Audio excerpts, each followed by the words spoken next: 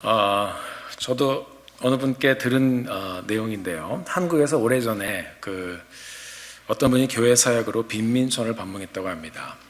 그래서 그 사람들을 돕고 또 자력할 수 있게 도와주고 또 교회도 세우고 전도도 하고 그런 일을 하셨다고 하는데, 그 사람들의 딱한 사정을 보고 어느 분이 굉장히 불쌍한 마음이 들어서 한 사람을 정해서 어느 일정 기간 동안 후원을 해주기로 했었다고 해요. 그래서 돕기로 한 사람은 이제 그분이 결심을 해서 한 달에 10만 원씩 이렇게 해서 계속 도와주었다고 합니다.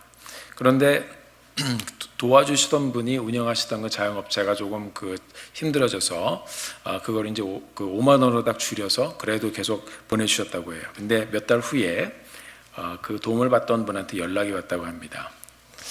선생님, 매월 꼬박꼬박 그렇게 10만 원씩 보내주셔서 감사합니다. 제가 매달 그렇게 보내주셔서 항상 10만 원을 쓸 계획을 잡았는데 이렇게 5만 원만 보내면 제가 다른 사람에게 빚이라도 져야 될 것 같습니다.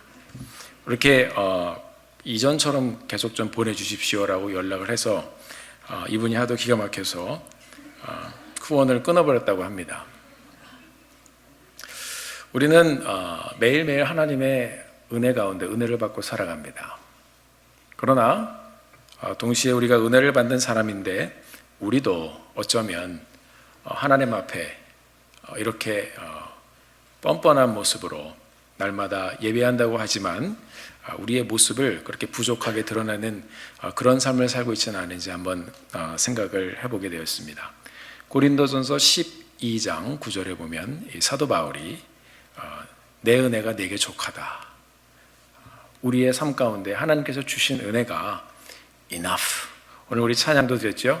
Your grace is enough, 하나님의 은혜가 우리에게 족한 것입니다. 사도 바울이 그렇게 이야기를 해주었어요. 하나님께서 우리 삶에 주신 은혜가 지금 어떻든지 간에 그 은혜는 계속 흐르게 되어 있고 우리가 하나님을 의지하고 가면 계속해서 하나님의 은혜가 우리 삶 가운데 닿게 되는 줄 믿습니다.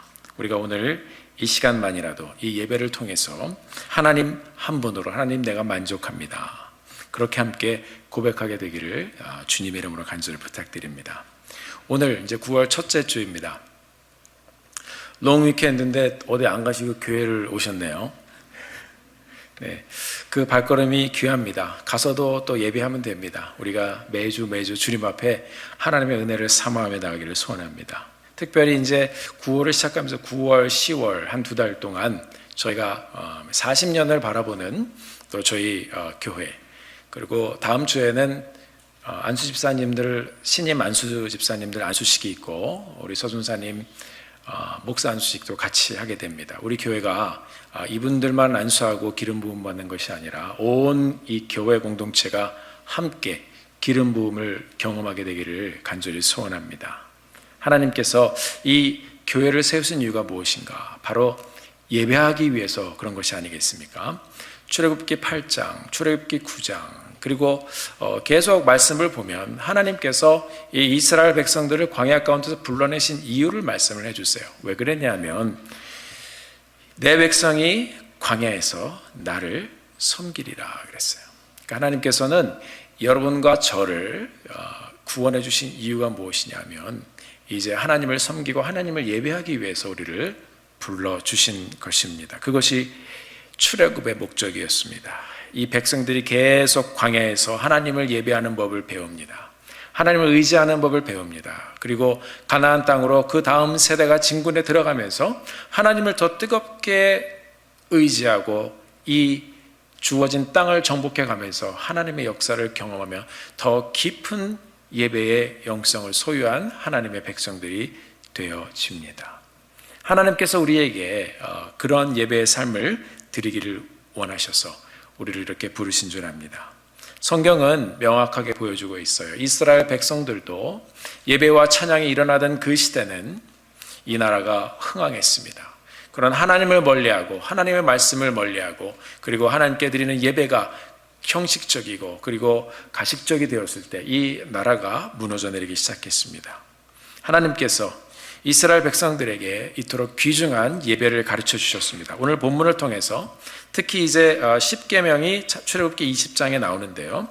하나님을 어떻게 섬기고 예배할 것인지, 그것은 우리 하나님과의 관계뿐만 아니라 이제 하나님과의 관계를 바르게 하고 이제 횡으로 우리 주위에 있는 사람들과 어떻게 관계를 저희들이 잘 세워나갈 것인가를 말씀해주고 있습니다.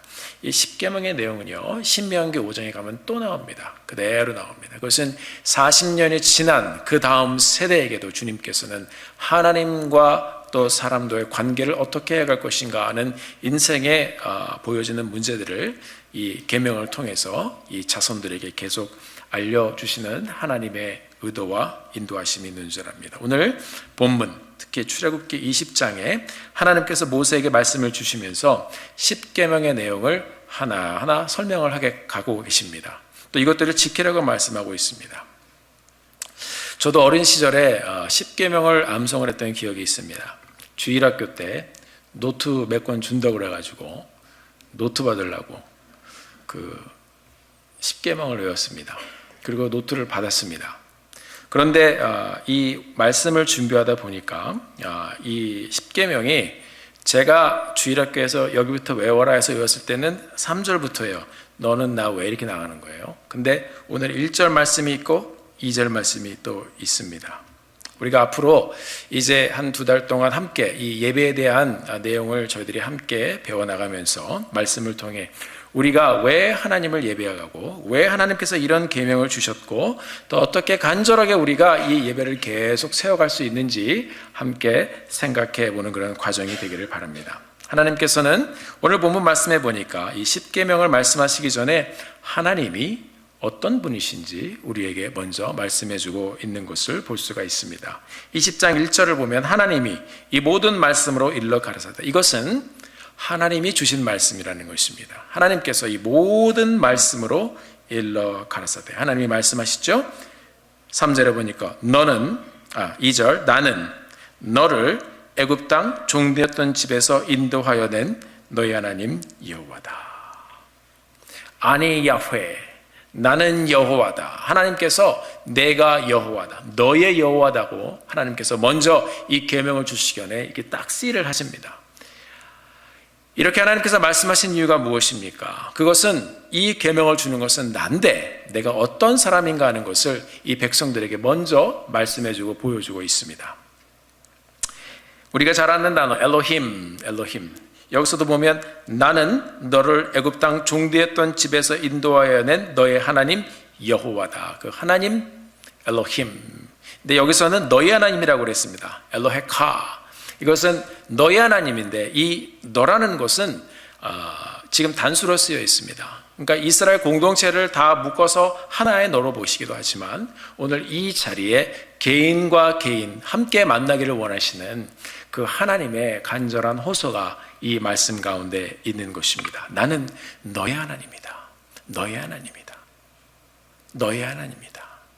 나는 너의 하나님이다. 그리고 너의 하나님 여호와가 왜 너의 하나님인지를 이 말씀을 또 설명해 주고 있습니다. 20장 2절에 다시 한번 또 읽어드리겠습니다. 애굽 땅 종되었던 집에서 인도하여 된 너의 하나님 여호와라. 종살이를 하던 사람들이었습니다. 그렇게 종으로 살던 다른 나라에 가서 노역하며 그렇게 어렵게 살던 그런 너희의 삶을 이제 자유의 몸으로 인도하여 낸 너의 하나님, 그 하나님이 바로 나다, 야훼, I am. 하나님께서는 내가 너를 구원한 하나님이라고 선포를 하시는 것입니다. 하나님이 하신 말씀을 이렇게 들려주셨습니다. 너는 이 자리에 와서 이렇게 그냥 예배하는 것이 아니라 너 그 인생을 향한, 종이었던 너의 인생을 향한 나의 인치심과 구속의 은혜가 있었기 때문에 여기까지 왔다고 말씀하고 있는 것입니다. 인도하여 낸, 종되었던 집에서 인도하여 낸, 인도하다, 그 다음에 구하다, redemption, 그 하나님께서 우리를 구하고 인도하여 내신 그 현장은 이 비슷한 맥락으로 같이 가는 그런 단어들입니다. 그런데 보면 이 구속이란 단어는 피가 흐르는 단어예요. 하나님께서 이 이스라엘 백성들을 구속하시기 위해서, 인도하여 내시기 위해서 유월절을 보여주셨습니다. 피로 그 현장을 보여주시고 너희들이 너희들의 힘으로 살아나는 것이 아니라 그 문설주에 바른 피가 pass over, 죽지 않고 그 집을 은혜로 넘어가게 한다는 것입니다. 그 피가 증표가 되었습니다. 우리 인생도 마찬가지입니다. 여러분과 제가 이 자리에서 예배를 드릴 수 있는 이유는 무엇입니까? 하나님이 인도해 주셨기 때문입니다. 우리의 삶 속에서, 그래서 우리도 예수를 믿는 우리의 삶 가운데도 그 구속의 피가 증거로 흐르고 있는 것입니다. 회개하면서 구약시대에 보면 속죄의 제사를 드립니다. 짐승을 안수하고 잡습니다. 피를 줄줄 흘립니다. 그 처참하고 참혹한 현장을 그대로 보게 하십니다. 죄의 삭은 사망이었는데 죄로 인해서 내가 죽어져야 하는데 짐승이 대신 죽어서 피를 흘립니다. 생명이 피에 있기 때문에 우리가 죄를 지을 때 우리의 생명 무엇입니까? 몸에서 피가 다 빠져나가면 죽습니다. 피가 생명입니다. 우리가 죄를 지을 때 우리의 피가 우리의 몸의 움직임에 따라서 같이 죄를 짓습니다. 생명은 생명으로 갚을 수 있는 거예요. 예수님께서 십자가에서 돌아가실 때 그 예수 그리스도의 보혈의 피를 다 흘려주신 게, 우리가 피를 흘려 다 죽어버려야 되는데 우리를 사랑하사 그 큰 사랑으로 인하여 우리를 구속해 주셨고 구원받게 해주셨습니다. 하나님이 택하신 이 백성들에게 이 계명을 주시면서 하나님이 말씀하십니다. 너희들이 이 자리에 이렇게 종의 모습이었던 너희가 여기까지 오게 된 것은 그냥 온 것이 아니다. 내가 너희들을 위해서 대가를 치루었다 말씀하고 있어요. 내가 너희를 위해서 이 대가를 치르고 너희들을 구원하여 낸 것이다 말씀하고 있습니다. 그리고 이 모든 것을 나 여호와가 그렇게 한 것이다 말씀하고 있어요. 우리 구속의 주체가 다른 것이 아닌 이 세상의 어떤 다른 사람이나 신들도 아닌 바로 하나님이라고 말씀하고 있습니다. 너희의 하나님, 말씀드린 것처럼 이 단어는 단수로 쓰였습니다. 너희들이 하나님이라고 쓰지 않았습니다. 이스라엘아, 너를 내가 품는다. 우리 각 사람의 인생 한 사람 한 사람 하나님께서 찾아와 주셔서 인격적으로 우리를 만나시기를 원하십니다. 그리고 우리를 하나의 공동체로 보시고 또 우리를 또 개인적으로도 보시면서 하나님께서 나는 너의 하나님이라 말씀하실 때는 항상 단수로 이렇게 우리에게 접근해 오셨습니다. 우리 개개인에게 오늘 이 시간에도 그렇게 다가오시는 것입니다. 그렇습니다. 사랑하는 성도 여러분, 우리가 오늘 이 자리에 있게 된 것, 그냥 내가 원해서 주일이니까 시간도 되고 안 가면 또 이상하니까 예배를 드리러 그렇게 온 것이 아닙니다. 우리 예배 현장에는 나를 위해 죽어주신 예수 그리스도의 은혜와 구속의 피가 흐르고 있습니다. 나를 사랑하시고 나를 끌어안아 주신 하나님의 사랑이 이곳에 있습니다. 여러분과 저 이 한 사람을 개개인으로 인격적으로 부르시며 우리 콩고도 침례교회를 하나로 부르시며 여기 한 분 한 분을 오늘 이 예배 현장까지 인도하신 하나님을 찬양합니다. 그 하나님께서 우리에게 계명을 주셨습니다. 여러분, 그러면 지금 이 3절부터 시작되는 이 10가지의 계명 전에 하나님께서 말씀하신 것은 무엇입니까? 은혜를 말씀해 주신 거예요. 하나님께서는 그냥 법을 딱 정해놓고 지켜라, 안 지키면 죽는다 그러지 않으셨어요. 하나님, 살아계신 하나님께서 이 이스라엘 백성을 너희들이 그렇게 종살이하고 있을 때 내가 너를 붙잡고 내려와서 인도하여 여기까지 인도해냈다. 그 은혜가, 하나님의 은혜가 먼저 이곳에 있는 것을 이야기합니다. 우리의 인생도 마찬가지입니다. 우리가 예수를 믿는다는 것은, 하나님 앞에 나온다는 것은 우리가 먼저 예수를 믿고 그 은혜에 감격하여 또 이 자리에 예배드리러 나온 것입니다. 예배드리기 전에 하나님의 은혜가 있었습니다. 하나님의 사랑이 흘렀습니다. 하나님의 터치가 있었습니다. 하나님의 부르심이 있었습니다. 하나님의 인도하심이 있었습니다. 하나님의 회복하심이 있었습니다. 그렇게 우리가 이 자리에 오게 된 것입니다. 계명 전에 하나님의 사랑과 은혜가 우리의 삶에 먼저 닿았습니다. 그렇게 하나님의 구속의 은혜를 말씀하시고 오늘 3절부터 제1계명, 첫 번째 계명을 선포하십니다. 제1계명이 무엇인가요? 나 외에 다른 신들을, 너는 나 외에 다른 신들을 내 앞에 있게 하지 말지니라 그랬습니다. 너는, 이 구속의 은혜를 경험한 너는, 나의 사랑을 경험한 너는 영원히 죽어야 할 그런 죄인인데 용서를 받고 은혜를 입은 너는, 하나님의 은혜를 경험한 너는, 하나님이 지명해서 부른 너는, 하나님이 이름을 알고 있는 너는, 그 사망 가운데 건짐을 받은 너는 나 외에 다른 신들을 내 앞에 두지 말아라 그랬습니다. 여기 한국말 성경을 보면 너는 이렇게 나와 있지만 히브리 원어 성경을 보면 맨 첫 번째 툭 던지신 단어가 no, not. 먼저 완전히 강한 부정의 이 단어를 탁 쓰셨습니다. 그리고 그러지 말아라 얘기하시고 내 앞에 다른 신을 두지 말아라 이렇게 말씀하고 있어요. 그러니까 이 말씀을 들으면서 먼저 하지 말아야 될 것을 먼저 콱 박아주시는 거예요. 내 앞에 다른 신들을 두지 말아라 말씀하고 있습니다. 안 된다는 것입니다. 여러분, 이 세상에 얼마나 많은 신들이 있습니까?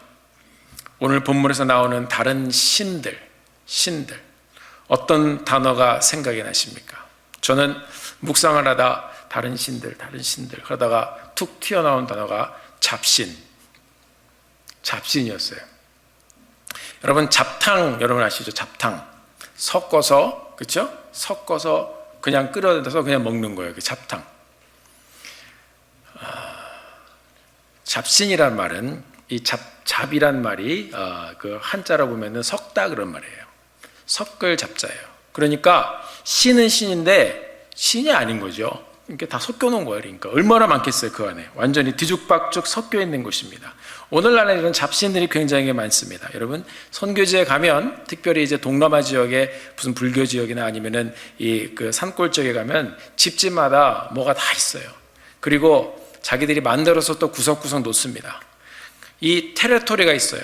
귀신의 테리토리가 있다고 사람들이 생각을 하고 화장실에 하나, 부엌에 하나, 집에 들어오는데 하나, 뭐가 자꾸 이렇게 많이 있습니다. 하나님을 모르는 사람들이 이렇게 하는 것입니다. 이 하나님 외의 모든 우상들은 모두 잡신입니다.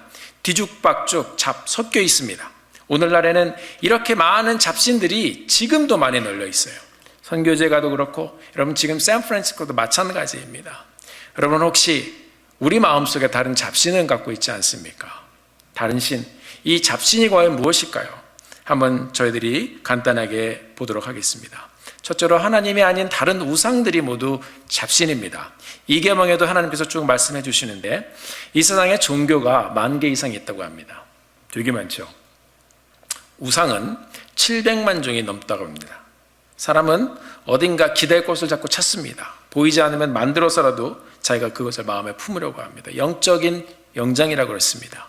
성경에도 보면 사도행전에 사도 바울이 아테네에 복음을 전하러 갔어요. 그 사람들이 굉장히 이 종교성에 강해가지고 사도 바울이 굉장히 종교심이 많은 사람들이군요 얘기하면서 내가 보니까 단이 하나 있는데 거기 뭐라고 써 있어요? 알지 못하는 신에게 이렇게 돼 있어요. 그러니까 사도 바울이 그것을 얘기합니다. 얼마나 이름을 많이 짓고 이름이 많고 또 신들을 많이 만들었으면 나중에는 이름을 질 게 없어요. 그래갖고 알지 못하는 신에게 이렇게 돼 있어요. 여러분, 그것이 이 땅의 현실이고 그때나 지금이나 마찬가지입니다. 신이 너무 많아서 이름을 짓지 못해서 알지 못하는 신, 무명신입니다. 그게 잡신입니다. 전 세계에 이런 우상들의 잡신들이 굉장히 많습니다. 전 세계적으로 이 잡신들의 종류를 모집을 해보면 또 설치하는 사람들이 보니까 1000만이 훨씬 넘는다고 합니다. 그러니까 굉장히 많은 거예요. 이름을 대다 알지 못하는 신까지 계속 사람들은 무엇인가를 찾아갑니다. 잡신을 섬기는 것도 모두 그 배후에 누가 있습니까? 사단이 있습니다.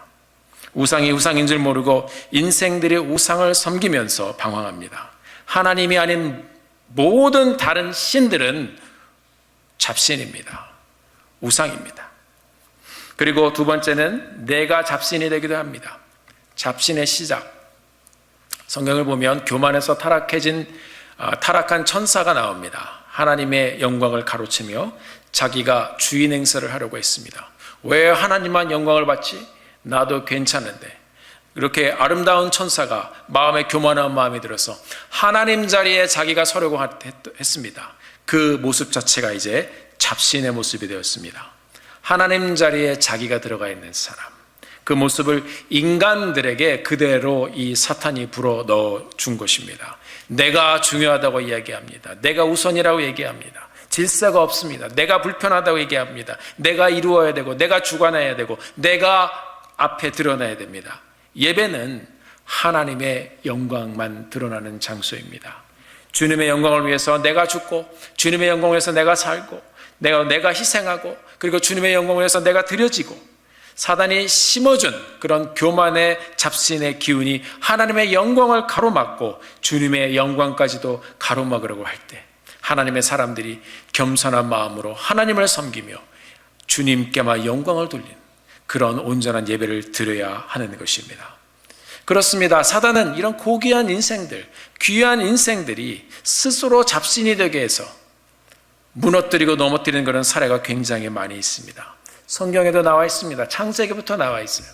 아담과 하와가 그랬습니다. 하나님께서 동산 중앙에 있는 것, 다른 것은 다 먹어도 뭐예요? 은혜가 먼저 임했습니다.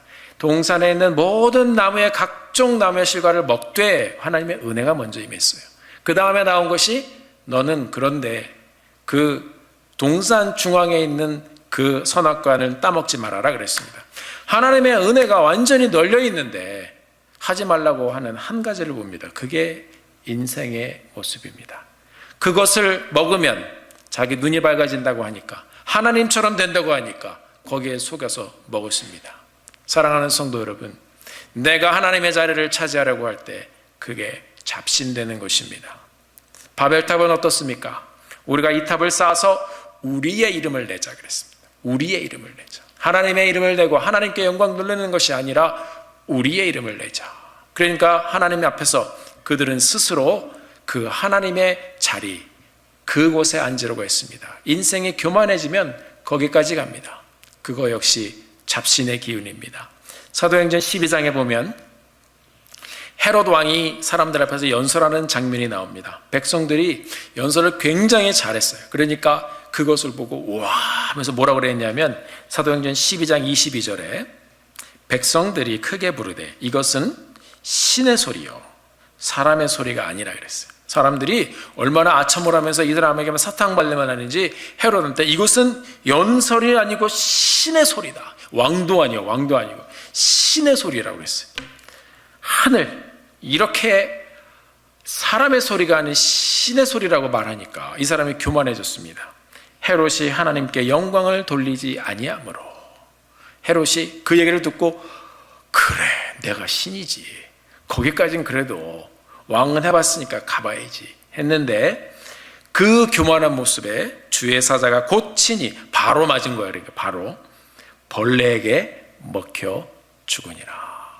성경은 하나님을 대적하고 또 하나님의 자리에 자기가 서려는 그러한 인생들을 정확하게 찾아 그들이 잡신이라는 것을 보여줍니다.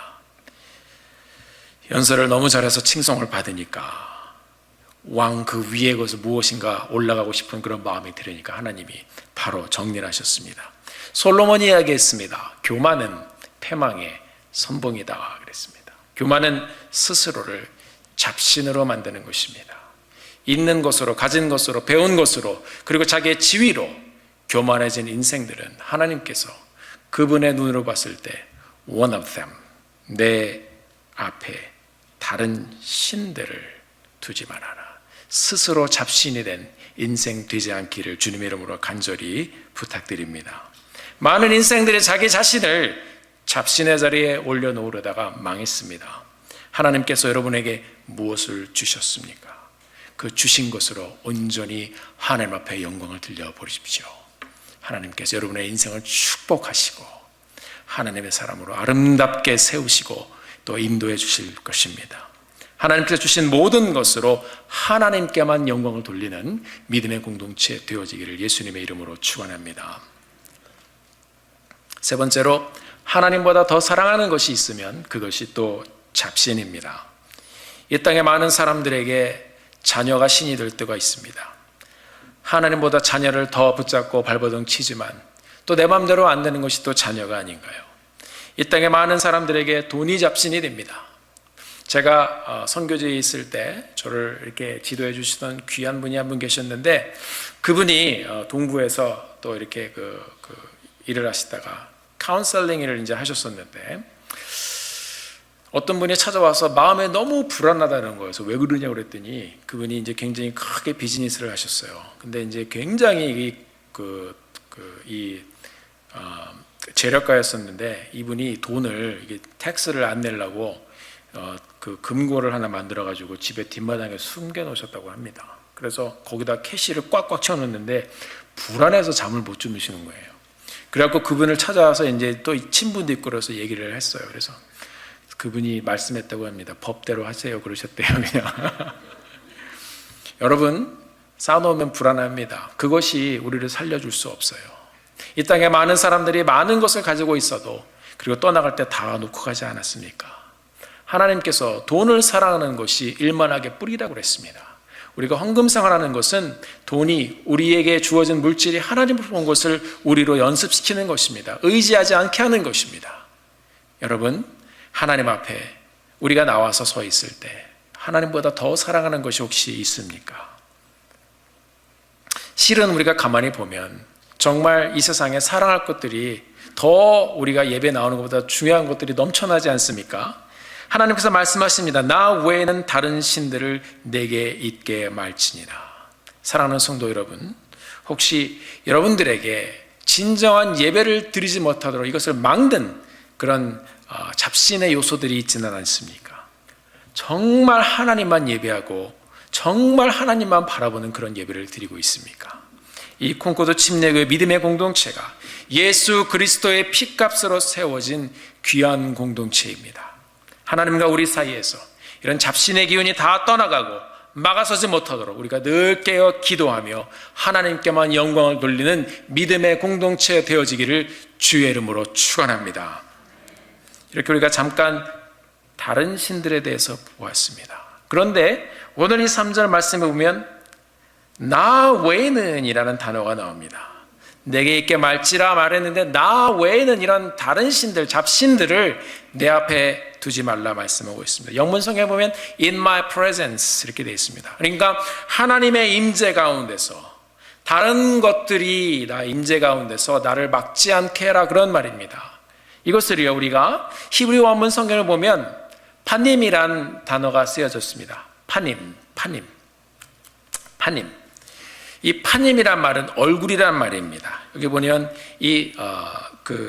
너의 하나님, 나 외에는 다른 신을 내게 있게 말지니, 나 외에는, 그때 그 어형이 파님이란 원형이 쓰여졌습니다. 이 파님은 말씀드린 대로 얼굴입니다. 우리 옆 사람의 얼굴을 잠깐 한 번씩 보실까요? 얼굴. 네. 자, 지금 제가 말씀드렸을 때 탁 보면 딱 보입니다. 한번 따라해 보시겠습니다. 탁 보면 딱 보입니다. 중간에 막힌 게 없는 거예요. 그렇죠? 하나님께서 이 현장을 보면 히브리 원어는 너는 나 외에는, 이 나 외에는 이란 말이 내 얼굴 앞에서 다른 신들을 거기다가 막아두지 말라는 그런 말입니다. 하나님께서 이 예배의 현장은요, 우리가 와서 예배를 드릴 때 우리는 찬양을 드리고 경배를 드리지만, 여러분 보세요. 만약에 제가 여러분 앞에 가갖고선 이렇게 쳐다본다고 생각을 해보세요. 한번 해볼까요?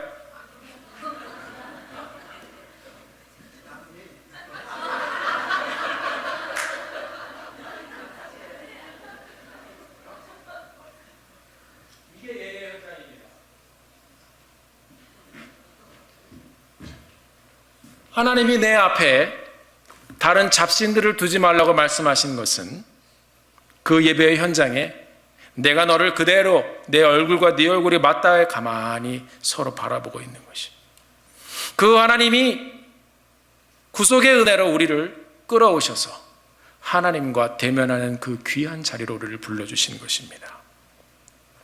딱 마주쳐 하나님을 바라보는 현장이 예배의 현장인 것입니다.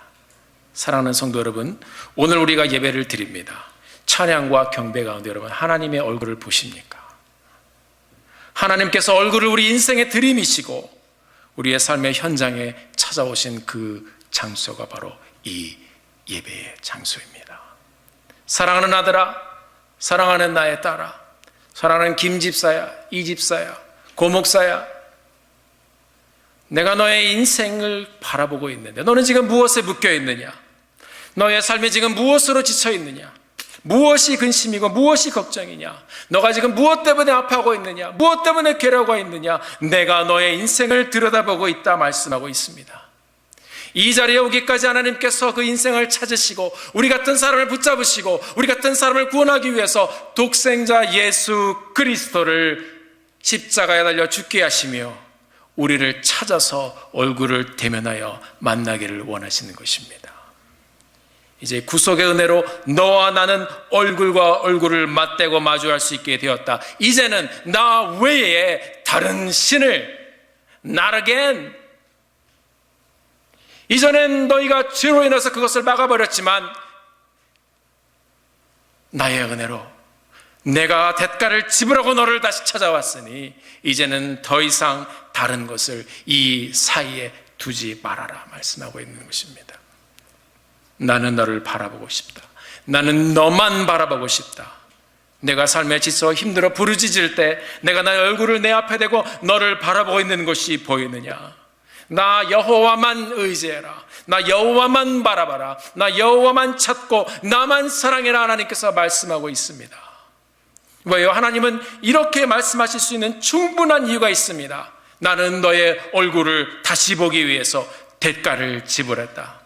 내가 너를 사랑해서 독생자 예수 그리스도를 죽였고 너의 죄값을 다 지불했다 말씀하셨습니다. 나는 너를 내 자녀로 부를 자격이 있다. 너는 어떻게 하겠니? 그것이 오늘 1계명의 도전입니다.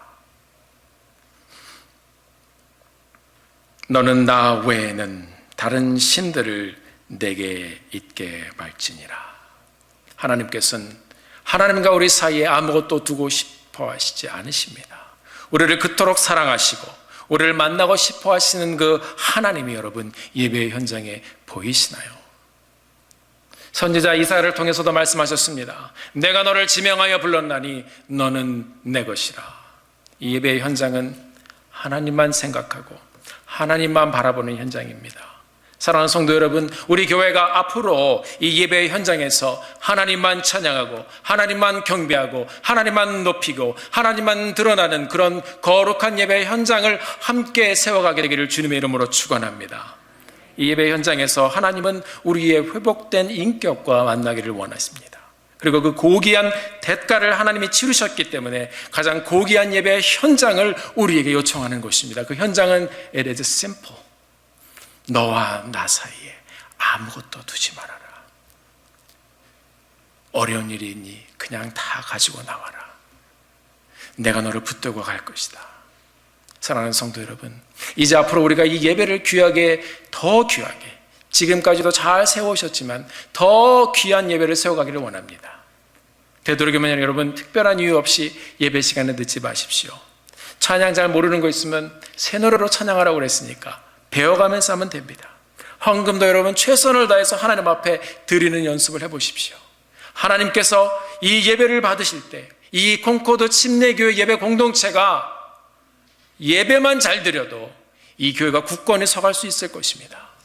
말씀을 말씀으로 받고 찬양을 찬양으로 드리고 온전한 경배를 드리는 우리 부모님과 이 어린아이들의 세대가 되면 하나님께서 이 예배의 세대를 일으키시며 하나님의 영광을 나타내는 교회로 세워주실 줄 믿습니다. 너는 나 외에 다른 신들을 내게 있게 말지니라. 너는 마음을 다하고 성품을 다하고 힘을 다하여 내 여호와 하나님을 사랑하라. 사랑하는 성도 여러분, 복음이 희석되어져 가는 그런 세상에 우리가 살고 있습니다. 하나님을 찾고 하나님을 만나고 하나님만 예배하는 그런 콩코드 침례교회가 되어서 하나님이 정말 기뻐하시는 아름다운 예배 공동체로 이제 우리에게 또다시 펼쳐주실 하나님의 또 다른 40년의 여정이 거룩한 예배 공동체가 이끌어가고 세워가는 든든한 하나님의 나라를 세워가는 귀한 여정이 되어지기를 주님의 이름으로 간절히 축원합니다.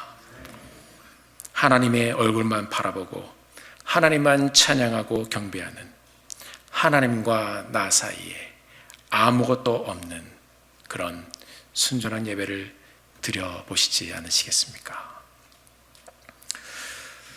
우리 이 시간에 우리 찬양을 함께 부르기를 원합니다. 이것은 제가 젊었을 때 부르심을 받고 하나님 내가 더 드리기를 원합니다. 더 사랑하기 원합니다. 그러면서 찬양을 배우고 오랫동안 불렀던 찬양입니다. 제가 힘들 때 제가 부르는 찬양입니다. 주님만 사랑하리, 주님만 사랑하리. 우리가 하나님께서 우리를 사랑하시는 그 모습이 우리의 고백을 통해서 드려지기를 원합니다. 이 시간에 함께 찬양을 드릴 때 주님만 사랑합니다. 함께 우리 고백하는 마음으로 정말 신령과 진정으로 전심에 우리 마음을 담아 고백하며 주님 앞에 나가기를 소원합니다. 함께 찬양 드리겠습니다. 주님만, 주님만, 주님만, 주님만, 주님만 사랑하리. 나의 왕, 나의 주님, 주님을 더욱 알기 원해. 나 주님께 오직 주께 경배하네. 거룩 거룩 존귀하신 주 고백해 볼까요? 사랑합니다.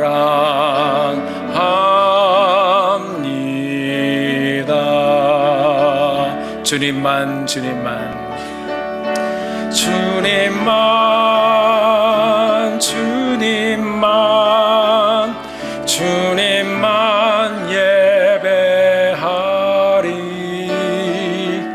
나의 왕, 나의 주님, 주님을 더욱 알기 원해. 나 주님께 오직 주께 경배하네. 거룩 거룩 존귀하신 주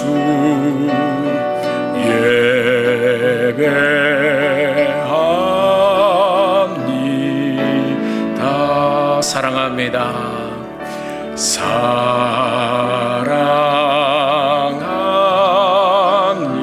다시 한번 고백합니다. 사랑합니다. 주님 사랑합니다. 우리 마지막으로 다시 한번 고백합니다. 주님 사랑합니다.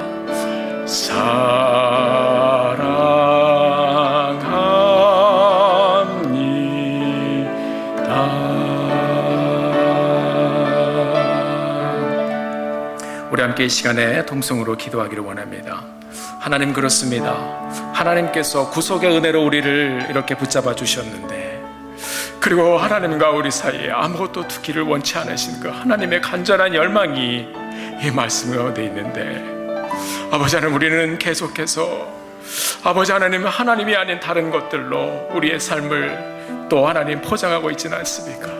오늘 이 예배 현장에서 우리가 하나님을 만나기를 소원합니다. 하나님 사랑합니다. 하나님 사랑합니다. 우리 시간 다 같이 주님 앞에 기도하며 다시 한번 하나님, 내가 온전히 주를 바라보며 하나님 얼굴과 얼굴을 맞대어 예배하기를 소원합니다. 붙잡아 주시옵소서. 함께 기도하며 주님 앞에 나가겠습니다. 함께 기도합니다. 나의 아버지 하나님, 우리의 인생 가운데, 우리의 삶 가운데 하나님 많은 것들이 있었습니다. 아버지 하나님, 지금도 우리가 오늘 나오면서 주님을 온전히 예배하지 못하고 사랑하지 못하고 드리지 못하고 아버지 하나님, 그렇게 우리의 모습을 아버지 하나님 그렇게 많은 것을 하나님 덮어쓰고 나오지 않았습니까? 우리가 이런 것들을 다 내려놓게 하여 주옵소서. 세상의 근심과 걱정과 염려와 우리의 교만함과 모든 것을 내어놓고 우리를 얼굴과 얼굴을 맞대어 중간에 아무것도 놓지 않기를 원하신 하나님, 그 하나님을 사랑하며 또 사랑하며 더 드리며 나가는 저들 되게 도와주옵소서. 하나님, 그렇게 주님만 바라보고 예배하는 저들 되게 도와주시옵소서. 주님만 사랑합니다. 지저스. 존귀하신 아버지 하나님, 은혜를 감사합니다. 왕 되신 하나님, 우리가 하나님을 사랑하고 또 주님을 고백했음에도 우리의 부족한 믿음과 연약한 모습이 하나님의 영광을 가리고 하나님께 온전히 나오지 못한 우리들의 모든 모습들을 주님 앞에 회개합니다.